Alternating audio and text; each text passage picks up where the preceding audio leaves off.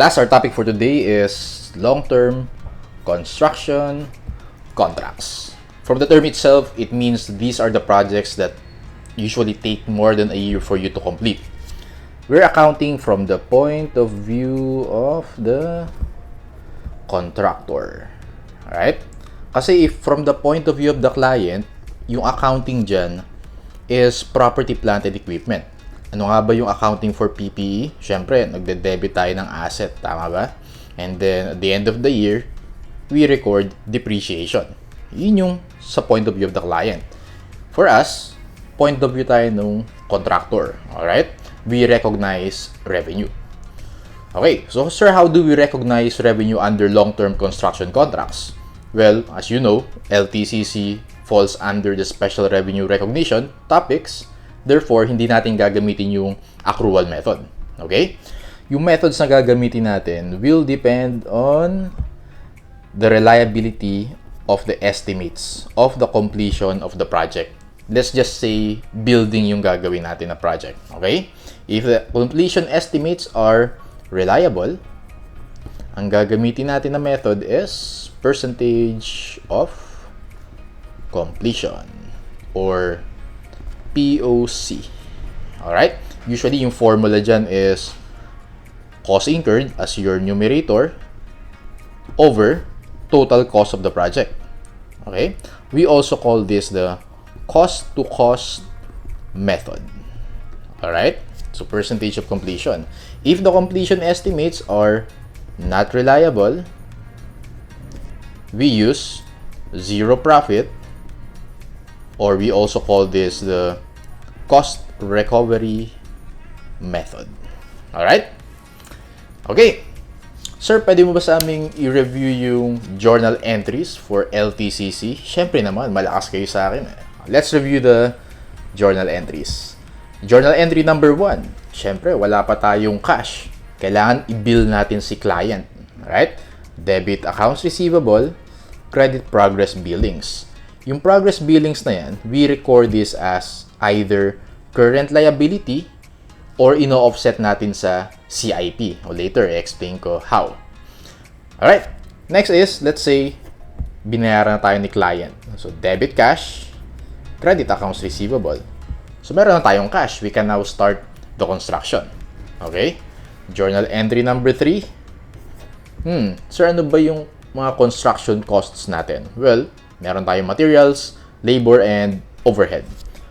Let's call it debit raw materials. Okay. That's for the materials. For the labor, let's call it salaries expense. And then for the overhead, since maraming overhead, let's just use utilities expense. Okay. Let's say binayaran natin lahat yan in cash. Okay. So nakapag-start na tayo ng construction. Journal entry number 4. End of year, December 31. Dito na mag-iiba yung accounting mo depending on your method. If POC or zero profit method. Okay? If under POC, tignan natin kung paano yung journal entry. POC. Okay. First entry is, kuklose natin yung income statement accounts na yan into the CIP account. Alright? Debit CIP, credit raw materials, RM na lang, credit salaries expense, credit utilities expense. Okay? Yung CIP, we record this as an asset. Actually, inventory yan. And then, kanina, di ba sabi ko, yung progress billings, pwede siyang i-present as current liability or pwede mo siyang i-offset on CIP. If CIP is higher than progress billings, obviously, asset yung i-record mo in the books. On the other hand, if progress billings exceed your CIP, it's recorded as current liability. Alright, so let's move on. So ito yung first entry for POC. Since end of the year na siya, pwede na tayong mag-recognize ng revenue. Credit muna tayo ng revenue. Credit, revenue. Alright? Debit natin will be construction cost. Okay? Sir, ano yung construction cost? Isipin mo na lang, para siyang cost of goods sold. Pero long-term construction contracts. Gets? So, alam natin yung revenue is higher than construction cost.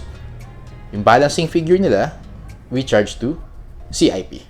Alright? In short, under percentage of completion, your CIP is equal to your actual cost actual cost incurred dyan for the year. Plus, ano ba tawag dun sa revenue minus construction cost? Or revenue minus cost? Your gross profit. Right? Okay. Sir, what if zero profit method naman yan? We use zero profit if hindi reliable yung estimates natin. Well, actually, yung first entry mo is the same. We close all income statement accounts to a CIP account. RM, credit salaries expense, credit utilities expense. Wala siyang difference. Alright? Yung difference will be on the second entry. Since zero profit yan, it means that our revenue should equal to our cost. Okay? Debit, construction cost. Credit, revenue for the same amount. Okay? Because if your revenue is equal to your cost, wala kang profit. Alright? That's why we call it zero profit method. Okay? So, in short, the difference is that yung computation basically of CIP, and usually ito yung tinatanong in the problems, LTCC problems. Okay? Let's review. Okay, so CIP under POC and under zero profit. Under POC, how do you compute for CIP? Well, cost incurred plus what? Cost incurred plus the gross profit. Right? Sir, di ba yung cost incurred, pag in-add mo yan sa gross profit, di ba sir equal din siya sa revenue? That's correct. Tama, di ba? Revenue minus cost is equal to gross profit. So, cost plus gross profit is equal to revenue, right? It means under percentage of completion, your CIP is equal to your revenue. Under zero profit naman, based on our entries, CIP is equal to the cost incurred, right? Because wala kang gross profit under zero profit method, alright? Obviously, mas mataas yung CIP mo under POC than your CIP under zero profit method. Gets? Yun yung main difference sila. Alright, let's continue the entries. Fifth entry, let's say natapos na yung project. We debit building, we credit CIP. Okay? And then, ito turn over na natin siya to our client. We debit progress billings, we credit building. Okay? After all this entry, wala nang trace yung project in our books. Alright? Okay, so that's how you account for long-term construction contracts. Let's have our exercises for today. Let's start with problem number 1. Okay. Let's see. We have here two scenarios. Tingnan muna natin yung questions. Compute the following for years 2022, 2022. Okay, 3 years. A, revenue. B, CIP. And letter C, realized gross profit. And then, scenario 1, assuming completion estimates are reliable, ibig sabihin lang nun, assuming percentage of completion, right? And then, assuming completion estimates are not reliable, or what if you use zero profit method, alright? Alright, so let's read. On July 1, 2020, Pinnacle Construction Corp was contracted to build an office building for a total contract price of 1,825,000. This is our contract price. Tama ba ito rin yung total revenue that we will recognize for the whole construction period, 2022, 2022? It's just a matter of how much yung i-recognize natin every year. Pero we know, total is 1,825,000. Alright? Okay. We have here the contract cost incurred and an estimated cost to complete for years 2020, 2021, 2022. Yung contract cost incurred na yan, yun yung cost incurred for the year, right? Estimated cost to complete, that's the remaining cost. Tama? As you can see here, zero na siya sa 2022 because the construction is completed in year 2022. Okay. So, sir, paano sir yung easy way to compute for revenue, CIP, and RGP if it's an LTCC problem? Okay. Ganito technique dyan, class. Gagamit ka ng table. Alright? So, ganito gagawin natin. We will analyze the problem per year. Okay? Start muna tayo with year 2020. Lagyan mo dito 2020. Okay? 2021. And then, don't forget to put this, yung year to date. When you say year to date, yun yung as of balance natin. Okay? And then, revenue, cost, and gross profit. Okay, ito yung gagamitin mong format whenever you answer an LTCC problem. Okay? So, first thing you have to know is ilang percent na complete yung building as of the end of each year. Okay? So, computing natin siya for year 2020. So, ano nga bang method yung ginagamit natin? Cost-to-cost method, right? Cost incurred as your numerator and then total cost as your denominator. Let's do that for year 2020. Okay. Cost incurred is 350. Okay. And then, yung denominator mo is not 1050 kasi yun yung remaining cost. Tama? Kailangan yung denominator mo is the total cost of the project. So, yung total cost is yung cost natin for the year plus the remaining cost. Does that make sense? Okay. 350 plus 1050, that's 1.4 million. Sige nga, compute natin. 350, okay, 350 over 1.4. Uy, sakto. 25% complete. Okay. As of end of 2020, the building is 25% complete. Okay. Once malaman mo yung completion rate of the building, pwede na tayong mag-recognize ng revenue. So, sir, paano yun? Well, we know yung 1,825,000 is the total revenue. We just multiply that by the completion rate. 1,825,000 times 0.25, 456,250. Lagay natin siya dito. 456,250 for year 2020. Alright? Now, sir, paano naman yung cost? Well, yung cost, it's just your cost incurred. Right? That's your actual cost. Lagay natin dito, 350,000. Alright? So, let's compute the difference. 456,250 minus 350,000, 106,250. Okay, 106,250. This is your gross profit for year 2020. Gets? Okay, dali lang, di ba? Sir, paano naman yung year 2021? Same procedure. Tingnan natin ha. First is, alamin natin ilang percent complete na siya as of end of 2021. Sir, paano natin kukumputin yan?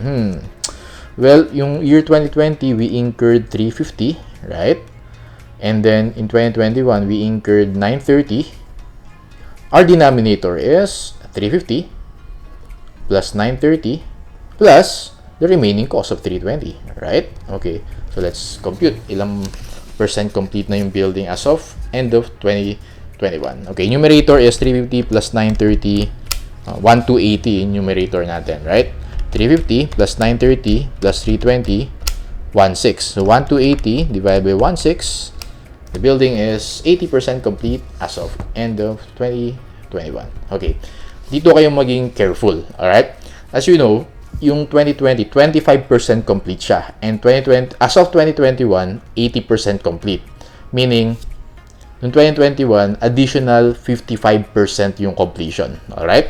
So, pag minultiply natin yung 1,825,000, which is the total contract price, by 80%, we get 1,460,000. Hindi mo siya ilalagay dito sa 2021. You put that under the year to date. Okay? Kasi, ibig sabihin ng 80%, from the start of the construction up to end of 2021, it's 80% complete. Gets? Okay. 1,460,000. From this, actually, mako-complete na natin yung table because yung cost dito is just the actual cost incurred. So, lagay natin 930,000. Alright. And then, we add the two. Sige nga, 350,000. 350 plus 930. Okay. 1,280,000. 1,280,000. And then, if 2021 is 456,250, total is 1,460. So, we compute the difference. 1,460 minus 456,250. 1,003,750. Dito natin siya lalagay. 1,003,750. Okay, let's compute the difference. 1,003,750 minus 930,000. We get 73,750. Okay, 73,750. And in the year to date, 1,460,000. And then less 1,280,000. We get 180,000. 180,000. Alright. That's for year 2021. Gets? Okay. As you know, class, ang ginawa lang natin dito, first, inalam muna natin ilang percent complete yung building. Okay, from there, kinompute natin yung revenue, year to date, and then na-fill in na natin yung table. Okay? This is the same thing for year 2022. We know year 2022 is the last year, so 100% complete na yung building. Lagay natin dito 2022, and then may year to date pa rin tayo dyan. Okay?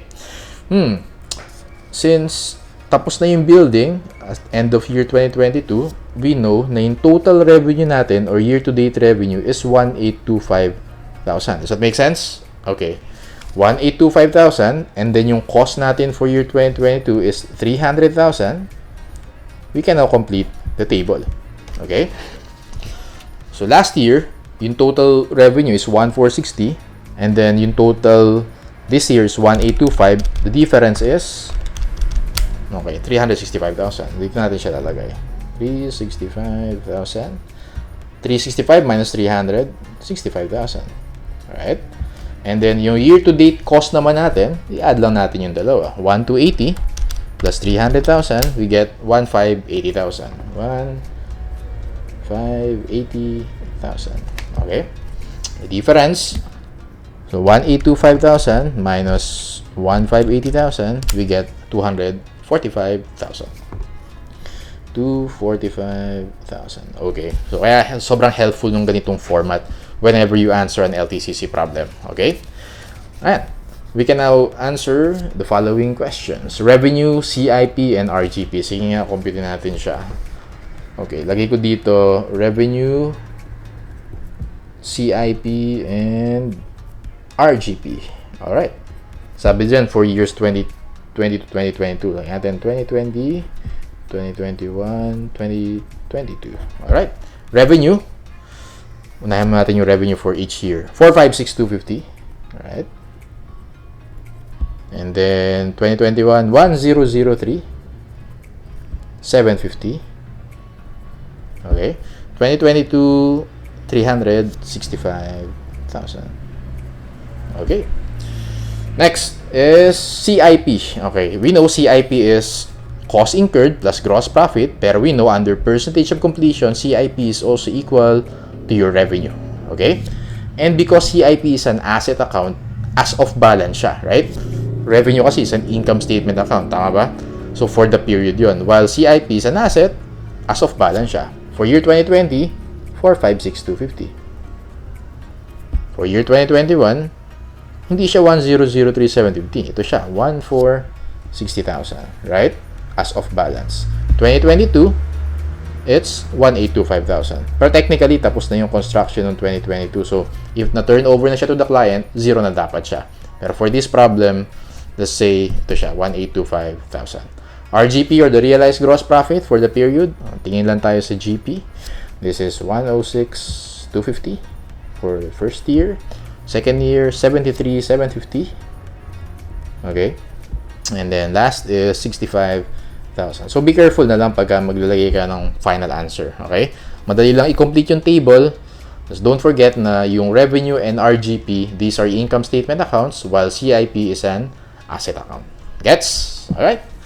Let's move on to scenario number 2. Sir, paano naman if zero profit method or cost recovery method? Same format yung gagawin natin.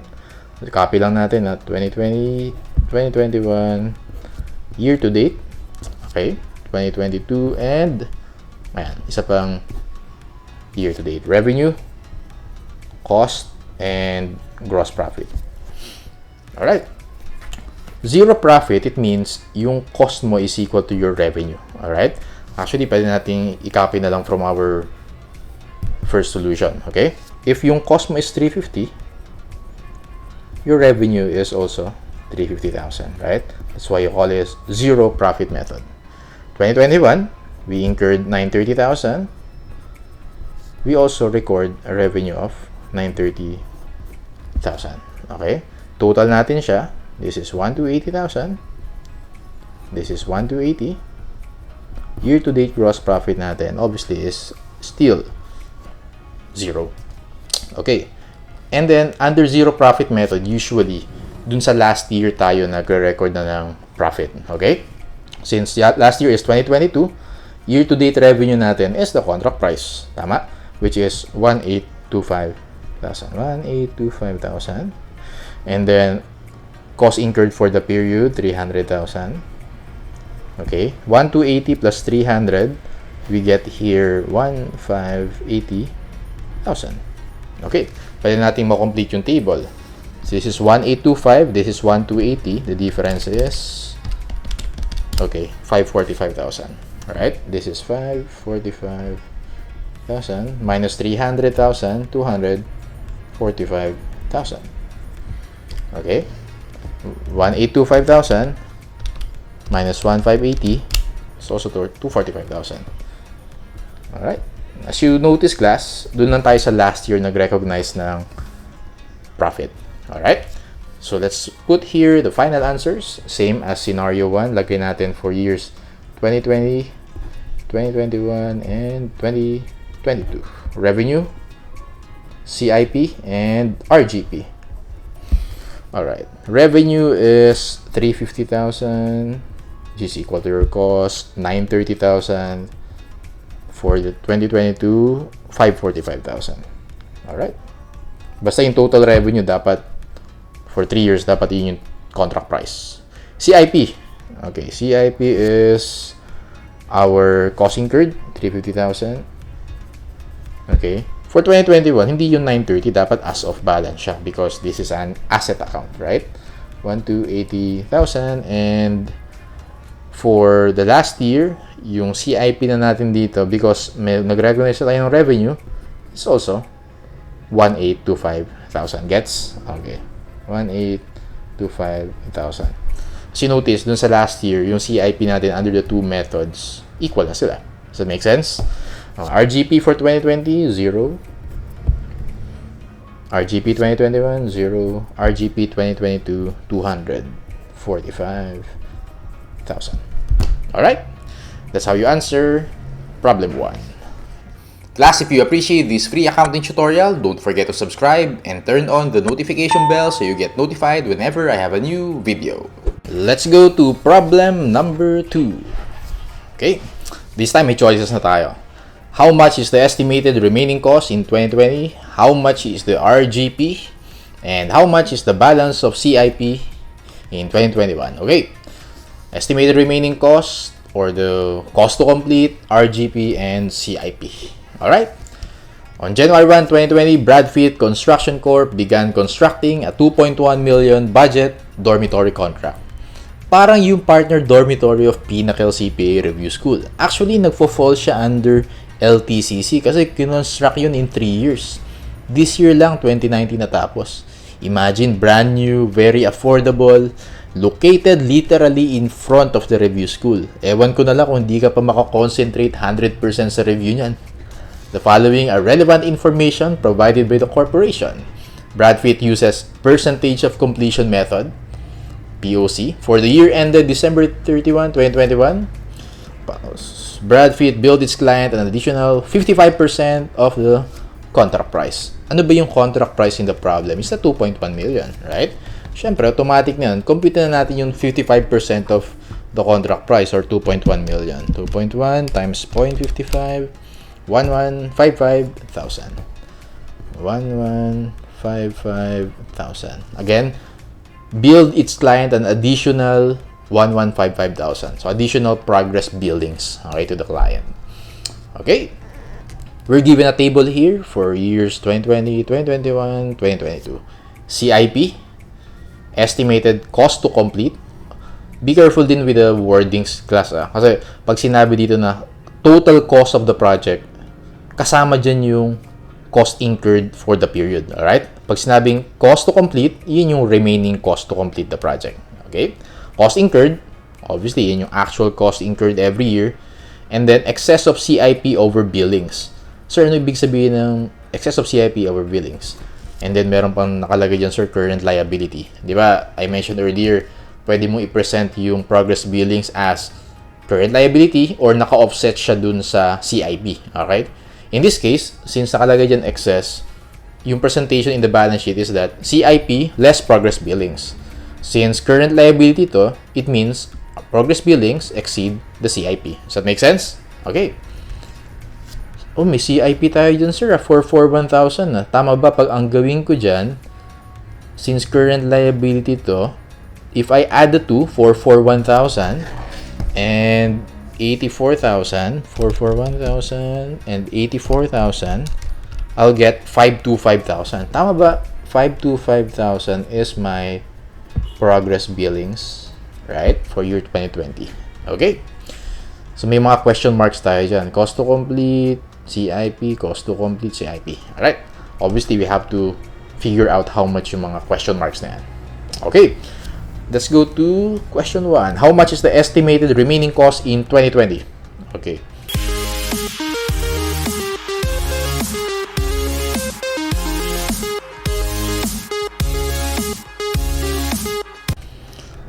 For LTCC, again, yung key dito is dapat makompute mo ilang percent complete na yung building.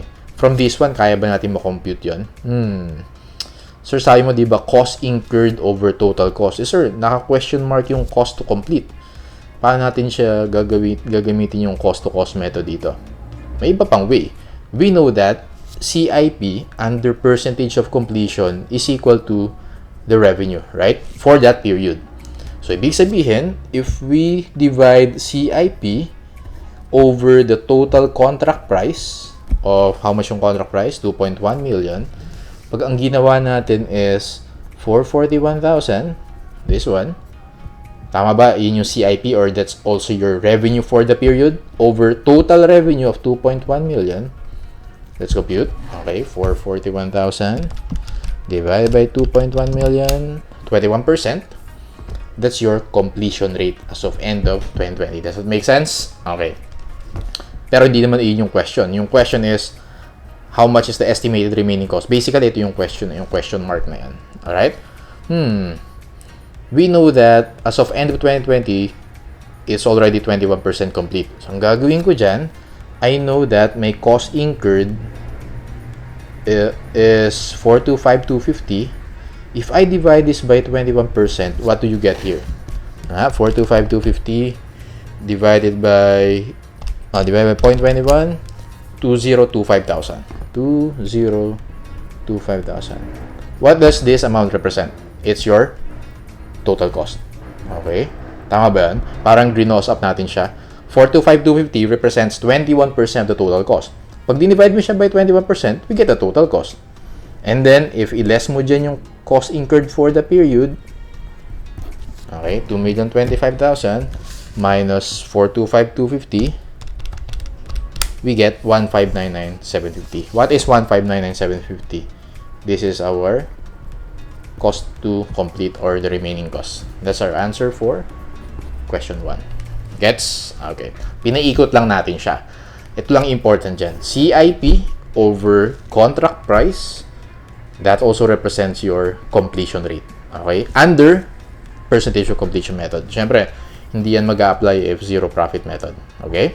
Most of the time naman in the CPA boards, percentage of completion yung pinapa-compute sa atin. Alright? Next, how much is the RGP in 2021? Okay. How much is the RGP in 2021? Okay. Don't forget, ang ginagamit natin kapag ganyan is yung table na ginamit natin from the previous problem. Okay? Gagawin natin dyan, we put here 2020, 2021, and year to date. Okay? Let's see, revenue, cost, and gross profit. Alright. Can we know how much yung revenue natin ay recognize for year 2020? Yes, it's your CIP, right? 441,000. How much yung cost naman, sir? Ito yun, 425,250. That's your actual cost for the period. Kinuha lang natin from the given. So, 441,000 minus 425,250, we get 15,750. 15,750 represents our gross profit for year 2020. Am I right? Okay. Sir, paano naman pag year 2021? Again, yung technique dito, yung year to date yung kukumputin natin. Right? Okay. Paano yan, sir? Alam natin, sir, na yung revenue year to date, yun din yung CIP. Pero question mark, sir, yung CIP dyan. But we know na yung progress billings natin higher by 330,750 than your CIP. Okay? Kailangan lang natin malaman how much na yung progress billings natin as of end of 2021 From the previous period, meron tayong 525,000. Alright? And, according to the last sentence, nag-bill tayo ng additional 1155,000. So, how much yan? Let's compute. 525,000. Okay. Plus 1155,000. Okay. We get 1680,000. 1680,000. That's your progress billings as of 2021. We know na mas mataas yung progress billings mo than your CIP because current liability siya. So if we deduct this, 1680,000 minus 330750, okay, we get 1349250. Ano sir yung 1349250? Basically, that's your CIP. 1349250. Gets? So, ang ginawa ko lang, kinumpute yung total progress billings and I know that my progress billings exceed my CIP because current liability siya. Minus ko yung 1680 and 330750, I got 1349250. That's my CIP. Sir, bakit nga ba natin kinumpute yung CIP? Because we want to know how much is the year-to-date revenue. 1349250. Gets? Okay. Take note class, dapat sa year-to-date siya. Because, again, CIP is an asset account. Year-to-date siya as of balance siya. Okay. Let's now complete the table. Cost natin for the period is 900,000. Right? Ito lang siya. Given siya in the problem. 900. Okay. So, fill in natin lahat nung kulang pa sa table natin. Okay, so let's do 2021. Okay, since meron tayong year to date na 1349250, 1349250 less 441,000. Okay, 908,250. This is 908,250. 908,250 minus 900,000, 8,250. Okay, 425,250 plus 900. Let's compute. 425,250 plus 900,000. 1325250. Okay, 1325250 total cost. Okay, and then yung gross profit natin 1349250, 24,000 here. 24,000. All right. Question 2. How much is the RGP in 2021? Your answer should be 8250, letter C. Be careful lang class, kasi tingnan niya, sa choices din yung 24,000 which is this one. Pag sinabing 2021, dapat yung for year 2021 lang 8250. Yung 24,000 na yan, iyan yung cumulative gross profit, right? From the start of the project up to end of 2021. Okay? Usually, ang tinatanong is for the period, which is 8250. Be careful lang sa ganun. How much is the balance of CIP in 2021? We know that's your cost incurred plus gross profit. Add mo lang lahat yan. But we also know that's your year-to-date revenue, 1349250, letter C. Classes, at the end of this free tutorial, patikim pa lang yan. What if the expected total cost exceeds the contract price, or what we call the anticipated loss? What if merong materials set aside for future date? What's the effect of the mobilization fee and retention provision to your computation? Tuturo namin lahat yan. At Pinnacle, regardless of your accounting background, we will provide you with the most efficient and effective review by focusing on best review strategies, key points to remember, shortcuts, common tricks, and mistakes.